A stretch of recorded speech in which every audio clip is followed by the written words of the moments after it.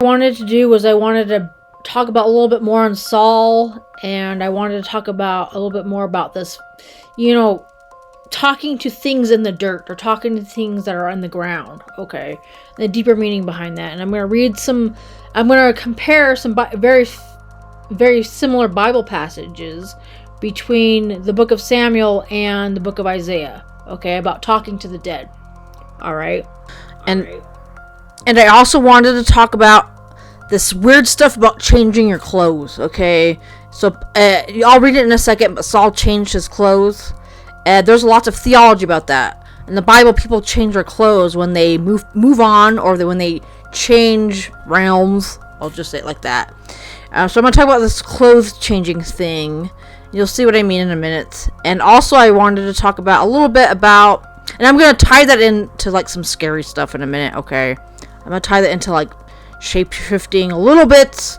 That's, like, the extremely evil version. But I'm also going to talk about inner sanctums, okay? When you're next to God, when you're close to God, or when you're close to the devil, sometimes you can see things because of their presence, okay? Alright, because you have the devil in your life, you might see a demon, okay? If you have God on your side, you might see something else. Maybe, okay, in extreme cases. Alright, so we're going to talk about this inner sanctum and seeing angels and stuff like that. Alright. So this is in the book of Samuel. It's about Saul wanting to talk to this disembodied spirit of Samuel. He wanted to talk to his dead mentor, so he went to a witch, okay? And then Saul inquired of the Lord. The Lord answered him not, neither by dreams, nor by Urim, nor by prophets. So Saul wasn't talking to God, or he wasn't hearing from God. So instead, he decided to go talk to a familiar spirit, okay? Then Saul said unto the servants, Seek me a woman that hath a familiar spirit, that I may go to her and inquire of her. And his servant said to him, Behold, there's a woman that hath a familiar spirit at Endor, okay?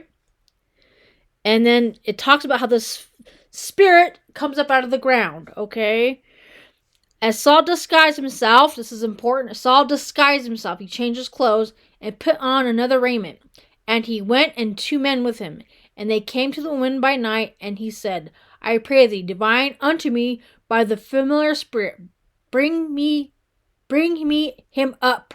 Okay, so, because these witches were taking up spirits from the dirt, okay?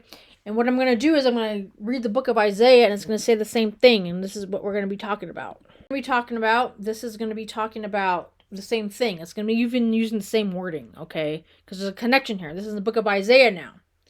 Okay, and this is talking about God's punishment on Israel, okay? I will distress thee, Ariel. Ariel is another way for Jerusalem, okay? Thou shalt be brought down, and then thou shalt speak out of the ground, and thy speech shall be low of the dust, and thy voice shall be as of one that hath a familiar spirit out of the ground, and thy speech shall whisper out of the dust. See, it's talking about the same stuff. It's about talking to the ground, right? And it's a form of punishment, okay? And there's some other interesting passages I want to talk about. So just like Saul, he couldn't hear from God, and that's the same thing that's going on here, okay? That's what it's saying right here. For the Lord hath poured out upon you the spirit of deep sleep, and hath closed your eyes, and the prophets and your rulers and seers has he covered. It's the same thing. God has cut off his people from him, okay? Just like Saul was cut off. It's a parallelism, right? Use the parallelism. And even all this dust talk can go link all the way back to the Garden of Eden as a form of punishment. That's what he did to Lucifer, right? To Satan. You're going to eat dust. You're going to talk to the ground. You're going to be getting your nourishment from evil things, okay? This is all that stuff is connected, okay? You want to talk to the ground? You got it. You're going to have a diet of dust because you're going to be cut off from God. And so you're going to be getting nourishment and stuff from the ground, which is like symbolism for hell, you can say that. All right. So what's the message here? Okay. So it's talking about you're going to be talking to the ground. You're going to be talking to the dirt. You're not going to be talking to God. Okay. You're going to be talking to the dirt. What does that mean? Well, it means, yes, when you're brought down low, the supernatural version can be true. If you're in a really dark place, maybe sometimes when people are really depressed or under the influence of drugs, they can start seeing and hearing evil spirits. Yes, the supernatural version is very true, but there's a logical version too, okay? The more that you're cut off from God, the closer you get to the evil spirits. And it's not just talking about demons, it's talking about false religions, okay? The more false religions are going to sound good to you, the more the dirt, the ground, things out of hell are going to sound good to you, alright? False religions are going to sound good to you. They're going to sound better to you than God. The more cut off from God you are, the more you're going to be talking to the dirt, okay? You get that connection there? You have familiar spirits not coming from him, alright? And you're going to be listening to them instead. And you're going to be talking to the dead. Now, yes, it could mean supernatural. You're going to be talking to demons and ghosts, okay? But it could also mean you're talking to people who are dead, like, who are not awake, who are asleep. Like the Bible passage says, they're asleep when it comes to spiritual things, okay? When it comes to the spiritual things of God, anyway. Okay, you're going to be talking to the people who are dead in Christ, alright? They're going to start making sense to you. They're going to start guiding you, okay? The more you're going to listen to them, alright?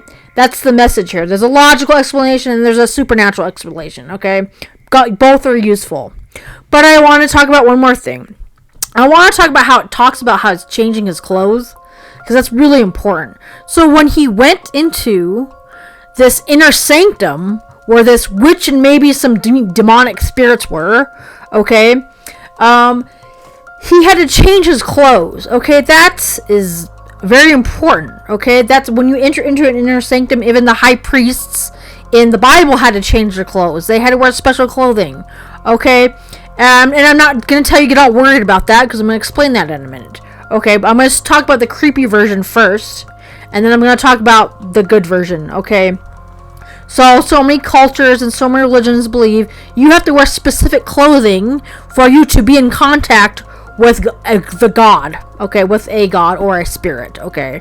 And so in order for him to actually even hear these spirits and talk to this witch, he actually had to change his clothes so he could hear her. Okay, and you can see some of that stuff in the Bible. For example, when Moses and the burning bush incident happened, Moses had to take off his shoes, and then he could hear God talking.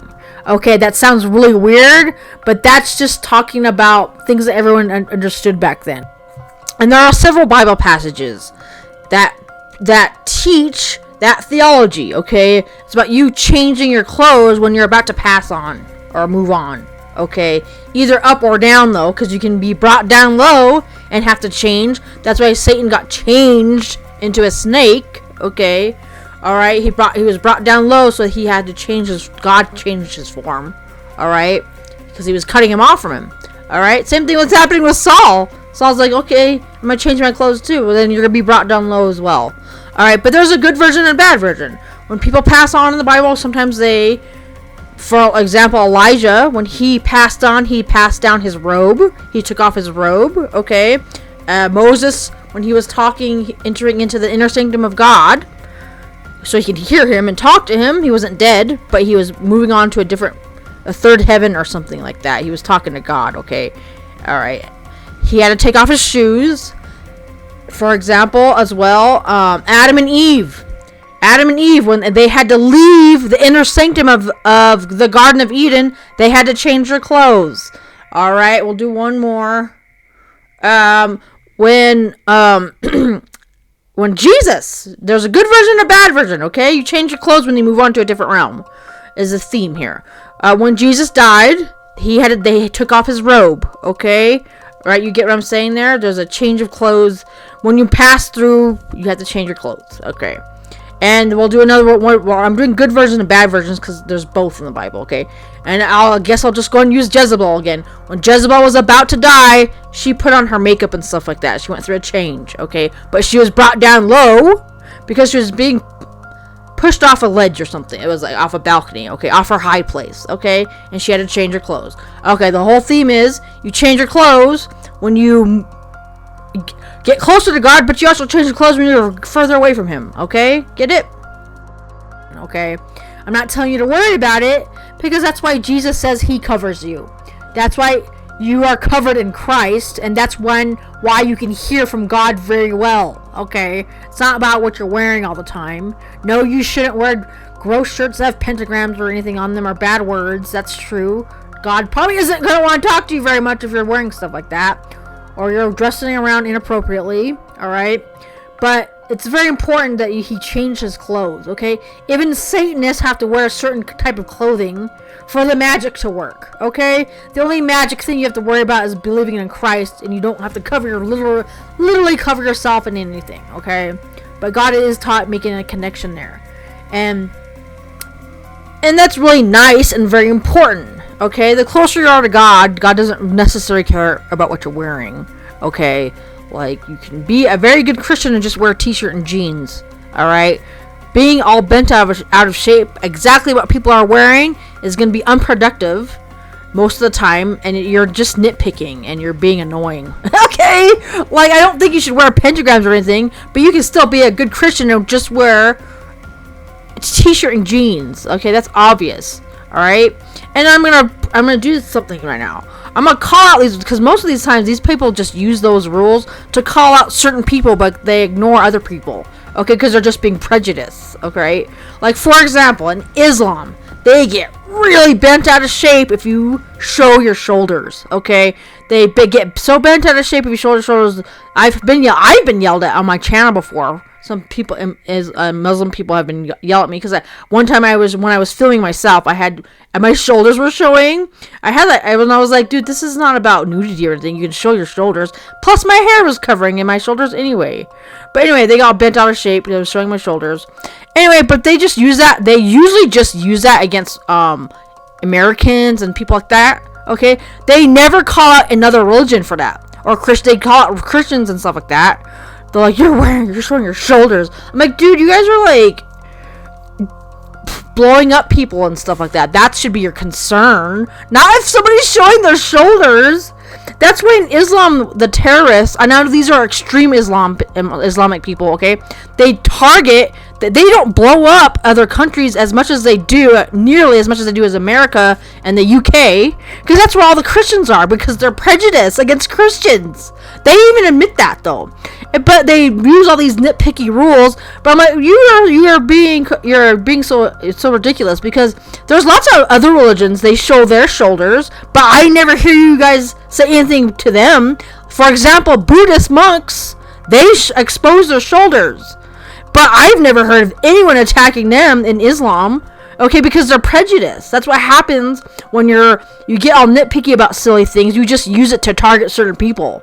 Okay, because it's just showing how prejudiced you are. Alright? And I want to point out, this has nothing to do with race. Okay? This is talking about evil, false, unbalanced religions. There are plenty of Aramaic people who are very nice, and they don't believe in all that stuff. And you can be, of course, there are plenty of Christians who are Aramaic. They're Arab. Okay? This has nothing, but I'm calling out an evil religion. Okay? And they usually just target Christians, because they don't even use those rules with any other religion. They don't care. But Christians, they'll just pull out every nitpicky thing. Alright? Because they're being influenced by the devil. Because the devil focuses on the Christians, because they're the only people that are here to actually help you. Anyway. Okay, I'm going back to the main theme of the movie. Okay, I'm going to talk about inner sanctums. I'm talking about the very supernatural version, though, okay? Because there's normal versions, okay? But there's a supernatural element that I am going to be used right now. I'm going to be talking about demonic inner sanctums and changing clothes, and I'm going to do a positive version, too, okay? You can get pretty supernatural with this if you wanted to, alright? And I will. I'm going to bring up some Native American stuff real fast. It's kind of creepy, but I'm going to bring it up, alright?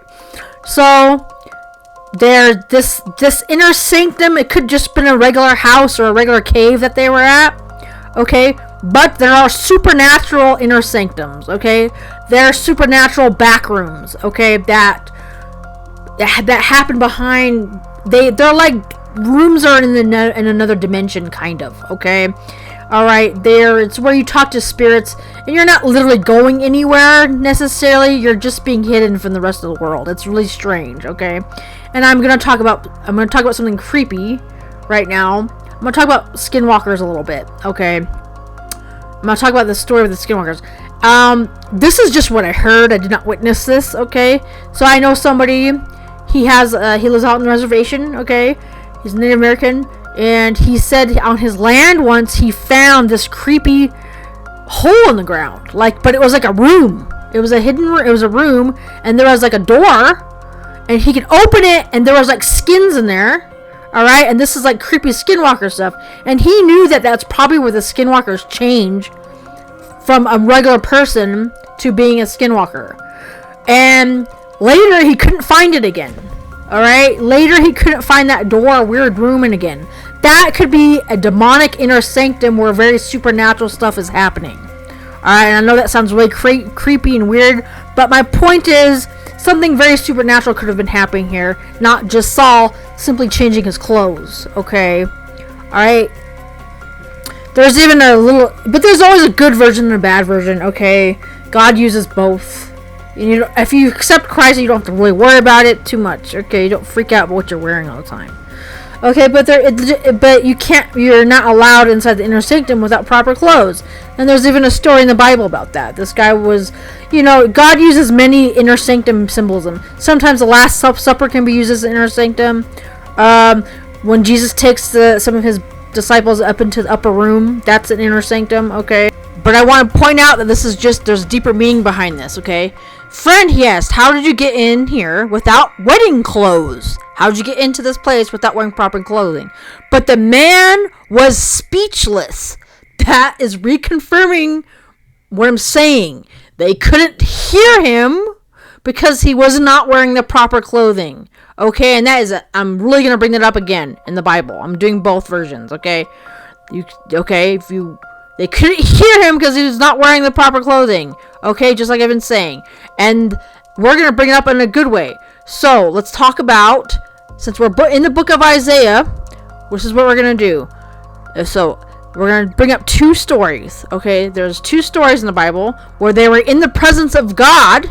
And because they were in God's presence, they saw supernatural things. Okay, for example, when Isaiah saw the throne of God, because he was in God's presence, he was in God's inner sanctum, but God came to him, okay? He saw two seraphims. It was because of God's presence, he could hear and see from them, and they spoke to him. Alright? That is so important. He was able to see and hear the seraphim because the throne of God, because God was there. Get it?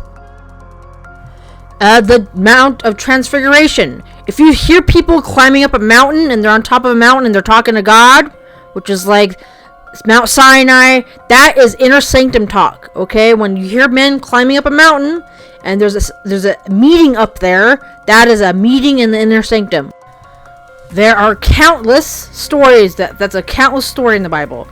But the obvious one would be Mount Sinai, and when Jesus died, they had to climb up that mountain, okay? That's God's inner sanctum. But again, the Mount of the Transfiguration, they had to climb a mountain, and it's because of God's presence. Just like Isaiah was able to see and hear the seraphim, because of God's presence, the disciples were able to see and hear Elijah and Moses because of Jesus' presence, okay? It's because they were covered by God, they were able to see them and hear them. Alright? Alright, and this is very important. God uses it the other way around. Sometimes God reveals stuff to you. He'll reveal angels to you, okay? But sometimes God actually covers you from these evil spirits. He covers you so you don't see these things, okay? For example, Noah's Ark, if you pay attention to the Noah's Ark story, they only had one window on that boat, and the whole ark was actually really dark inside. They were being hidden. That's what the inner sanctum does. It's a hidden place. It's a back room. And Noah's Ark is I always bring it up because there's lots of theology behind Noah's Ark. It's very good. They were covered in God's shadow. Because, if you want to use this very supernatural version, according to lots of people, those demonic beings and stuff were roaming all over the earth, right? The Nephilim. And so God was hiding them inside Noah's Ark so they couldn't see them. Okay? God was hiding them so they couldn't see them. And God uses that. Maybe there are literally probably evil spirits roaming all over the earth, but God, you are being hidden from them. Okay? Because you're protected by God. When you die, and if you don't accept Jesus, that protection is going to be lifted. Okay? And they're going to see you. And you're going to be living with them forever. Okay? God hides you. Sometimes God reveals you to people, but he also hides you from the bad things. Okay? That's why God says he covers you under the shadow. He covers you under his shadow. Alright? And yeah, so God opens your eyes to things, okay? And there's a good version and a bad version, okay? Okay, sometimes that veil and seeing things is a sign of something bad happening. If you're seeing demons all the time, obviously your eyes are being opened, but maybe God is allowing it for a reason. Because sometimes when you see evil things, you can be spiritually woken up and come back to God. Because that's what happened to me. I was seeing evil spirits, and if that hadn't happened to me, if I wasn't seeing snakes and stuff like that, if I wasn't seeing these demonic things, I probably never would have been saved. It was a curse and it was a blessing. Okay? And this is a very similar story. Okay, this is a very interesting story. I can relate to it a lot because it's very similar to my testimony. Okay? This is a testimony of a guy. Okay, this is his testimony. It's really crazy. And I believe it because some of that stuff sounds very familiar from my own testimony, okay? Anyway, there's this guy. He was raised in a somewhat Christian household, but he wasn't really a Christian anymore, okay? But then he had this encounter, and it really opened his eyes, okay, to what was really happening. And it was because of that demonic experience that he came to God eventually, okay? So this is a story about a guy. He was living in Hollywood, okay? And he got invited to a party in Joshua Tree.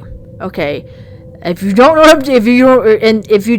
anything about Joshua Tree, there's a lot of weird stuff going out in Joshua Tree. There's cults out there. There's demonic stuff going in Joshua Tree, and there's lots of UFO sightings out there because probably UFOs are demonic. Okay, they're demonic inner sanctums, which I will prove right now. Okay, they're a hidden place. You can't see what's going on inside of them. Okay.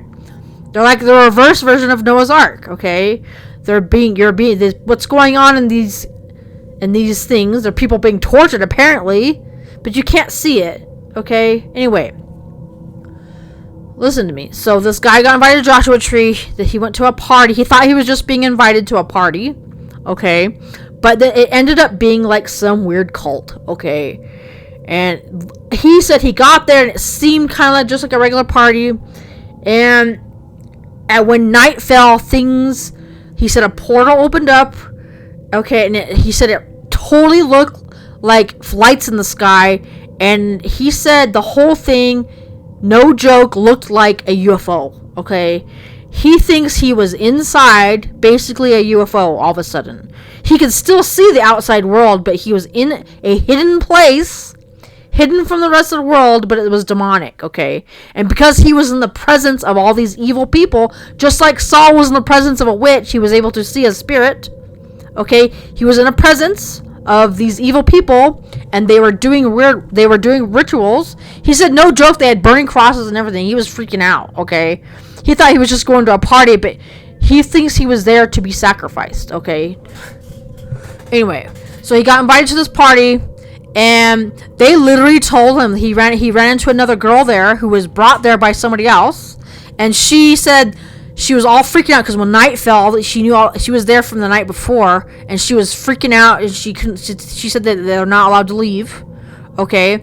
And she said that you're going to see lots of weird stuff tonight, and I don't know what we're going to do, okay? Because there was another girl brought there to that party, okay? But she was there from the night before. And sure enough, when night hit, he said, no joke, he said the atmosphere of the whole area, okay, changed. Okay, he said it was like they were like almost like in another dimension, okay? But they were still on Earth. That is a demonic inner sanctum. Anyway, he said some of these people literally started shape-shifting. He said they started shape-shifting. All this demonic stuff started. He said that these people were literally like levitating around the area, okay? And they were having like a party, and they were having a ritual, all right?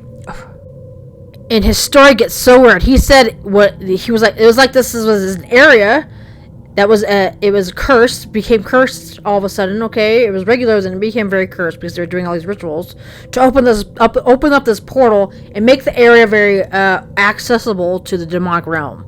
Okay, he said the whole thing, it kind of looked like he was inside a UFO, but he could still see outside. Okay, it was a hidden place. It's a demonic inner sanctum. Okay, and he said that. No joke, all of a sudden these evil spirits started appearing as well. It wasn't just regular people, like actual demons started appearing up out of the earth, okay? And so he started freaking out. And another thing I want to say is he said that, oh man, I'm trying to get the stories right.